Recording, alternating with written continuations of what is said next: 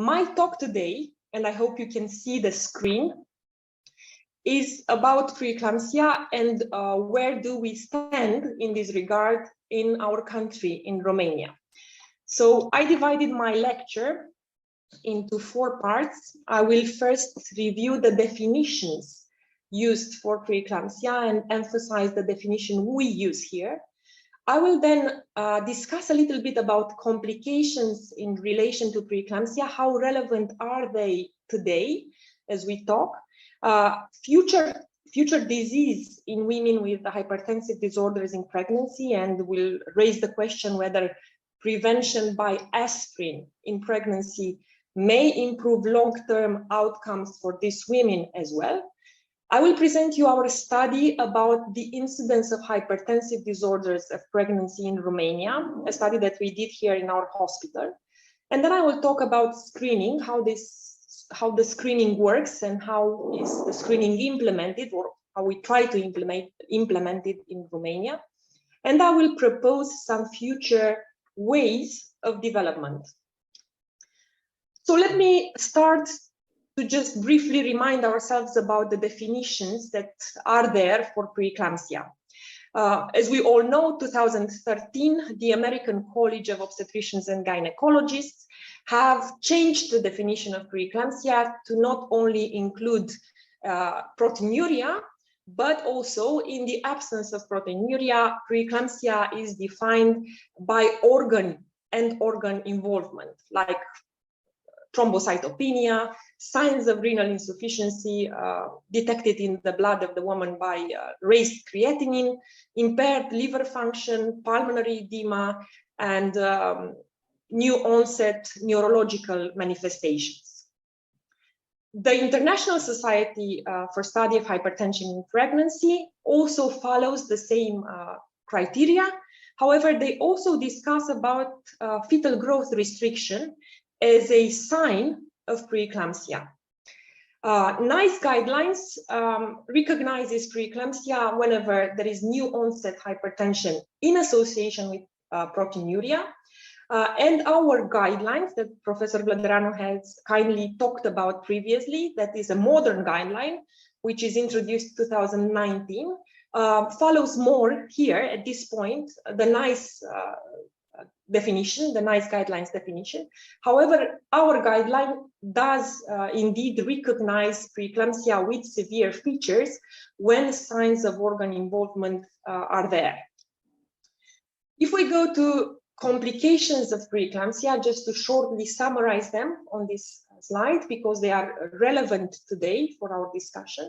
We all know that untreated preeclampsia can go on into eclampsia. Increased blood pressure during pregnancy can lead to stroke, and this is actually one of the most common causes, as we will see, for maternal mortality, stroke in association with increased blood pressure. There is a higher chance of placental abruption in these women, disseminated intravascular coagulation, HELLP syndrome, liver hemorrhage or rupture, and even involvement of the lungs by the form of adult respiratory distress syndrome, and in some rare cases, death. If we talk about the baby, many cases of preeclampsia, especially the early onset preeclampsia, are associated with fetal growth restriction. These women have a higher risk of stillbirth. And also, importantly, preeclampsia in the mother is one of the most common causes of iatrogenic prematurity. Recently, some new studies have shown that in babies from mothers with hypertensive disorders of pregnancy, there are also transient cardiovascular abnormalities. If we now refer to what's happening with women after a pregnancy that has been complicated by hypertensive disorders, we can see that there are long-term risks for these women, risks that manifest on complications on the cardiovascular system, but also metabolic, like an increased risk of diabetes, neurological disease, and even a higher chance of early death. If we refer to the children, the complications are mostly related to those of preterm delivery. Preeclampsia continues to be one of the leading causes of maternal mortality worldwide, very relevant to the talk today. More than 50,000 maternal deaths each year are attributable to preeclampsia. And actually, if we look to both direct and indirect causes of maternal deaths, we can see that 1 in 6 maternal deaths worldwide are due to preeclampsia. And of course, we think that these deaths, many of them, are preventable. We did a search in the United Kingdom confidential inquiry into maternal deaths. You know that the United Kingdom strictly reports confidentially the cases of maternal deaths, and they analyze them rigorously, and they make recommendations that change guidelines, and they improve the care of women, pregnant women, therefore. So as I was saying, we looked into the United Kingdom confidential inquiry. Between 1997 and 2019, there were 96 cases of maternal deaths that were tied to hypertensive disorders of pregnancy, and almost half of them were due to intracranial hemorrhage. A part of them were because of hepatic necrosis, eclampsia, pulmonary edema, and hepatic rupture. When we looked at how this trend of maternal deaths in relation to hypertensive disorders evolved during the years, we saw that there was a continuous decrease in the number of women that were dying in relation to preeclampsia. And we think this is because the prevention of preeclampsia by aspirin has been introduced. There is a rigorous treatment of severe hypertension defined as blood pressure more than 160 over 110. There is senior decision making in the process of managing these women. Guidelines for maintenance of blood pressure of less than 135 with 85. And importantly, because many cases of preeclampsia can develop actually after delivery, in the few days after delivery, there is also a continuation of monitoring of the blood pressure postnatally. In terms of severity of preeclampsia and the morbidity associated with preeclampsia, recent studies have shown that actually the severe cases of preeclampsia have been increasing. And this is because guidelines specify now better what severe preeclampsia is, but also because the complexity of the patients has been increasing. I mean, now we see more women of advanced maternal age. We see more women that have a higher BMI, more women that have that are using IVF and that have more comorbidities. So with these risk factors, also the risk of preeclampsia and specifically severe preeclampsia increases. Severe preeclampsia is most often associated with abruption, with disseminated intravascular coagulation, pulmonary edema, stillbirth, and preterm birth, as compared to mild preeclampsia or women that have a normotensive pregnancy. Preeclampsia is also an important contributor to maternal morbidity. Actually, from a recent study published in JAMA last year, 1 in 5 cases of severe maternal morbidity was due to preeclampsia, and this is both during the hospitalization for delivery, but also for women readmitted after previously being discharged. So 1 in 5 cases of severe maternal morbidity was due to preeclampsia in these scenarios. Apart from the short-term complications, we also see long-term complications in these women. It is clear now, and it has been repeatedly shown, that women that have hypertensive disorders of pregnancy have a higher chance of developing chronic hypertension sooner in life, after the years following delivery, they have a higher chance of ischemic heart disease, cardiovascular mortality, stroke, and even a higher risk of global mortality.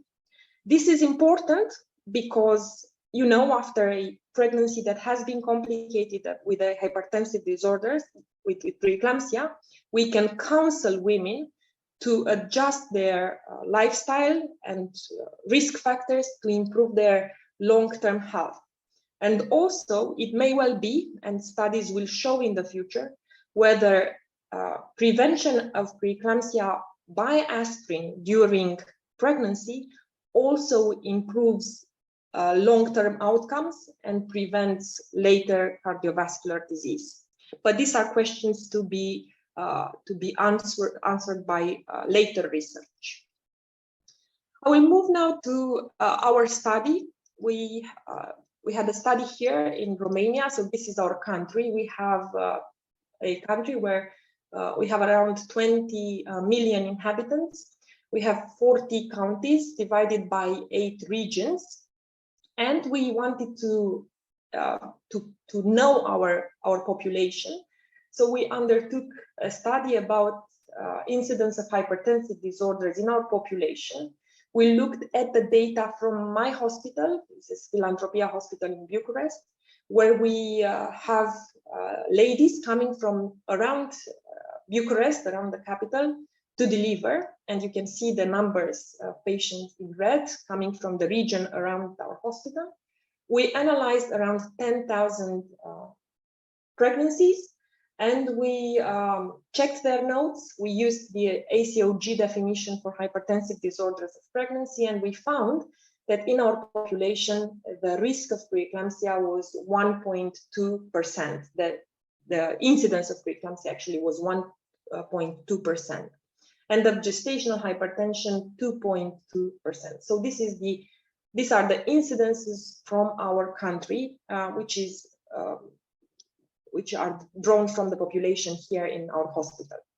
So this seems rather small as compared to other incidences reported in some other places of the world. And we think that this 1.2% is relatively smaller as compared to others, because our population is generally Caucasian, they are generally young, they are generally lean, and most of the pregnancies here with us are obtained by a spontaneous conception. We also analyzed the characteristics of women separated on category of hypertension in pregnancy. And we saw that women with preeclampsia in our cohort were generally older, 31 years of age. 55% were cases of preterm preeclampsia, and the rate of stillbirth was quite high in our population, 5%. 81% of all pregnancies with preeclampsia were delivered by cesarean section, and this is more than our usual 45% of C-sections in the non-hypertensive population. This is unfortunately the percentage in my hospital, but also the percentage of C-sections in our country. It's a cultural phenomenon that it is well known. What about prediction and prevention of preeclampsia in Romania? So, as Professor Vladaranu showed before, the Romanian guideline, which is a modern, recently introduced guideline, recognizes 2 approaches that are available for screening for preeclampsia in our country.